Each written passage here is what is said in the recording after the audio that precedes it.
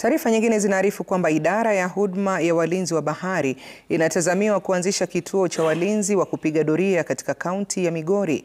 Kwa mujibu wa kamanda wa kikosi hicho, Luteni Mwinyi Mwandungo, kituo hicho kinatarajiwa kuleta shughuli karibu na wavuvi na kuwezesha kukabiliana kwa kasi na vitisho vya usalama ziwani Victoria.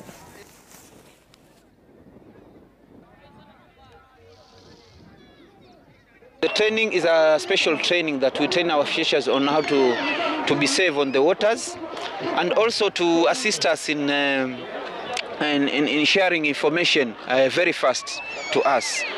Coast Guard has an app which we call it Usalama Baharini app, which is a very effective app. It has been used on the coastal waters, that the ocean, Kenya's ocean territorial waters, and it is very effective. So the same thing we trying to bring it this side. Hapo nyuma kabisa jina Coast Guard ilikuwa scary sana. Wavuvi wakisikia walikuwa naogopa. Kwa sababu walikuwa wanakutana wakati wa enforcement, na enforcement ilikuwa inakuja na punishment.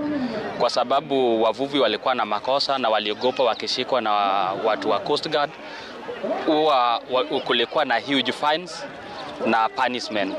Lakini tumeshukuru siku ya leo watu wa Coast Guard wamekuja, tumeandama kama watu wenye wanaweza fanya kazi pamoja, na hapa wametupatia hapo mafunzo jinsi ya kutumia life jacket, wametupatia jinsi ya kurespond on emergencies, how to handle emergency cases.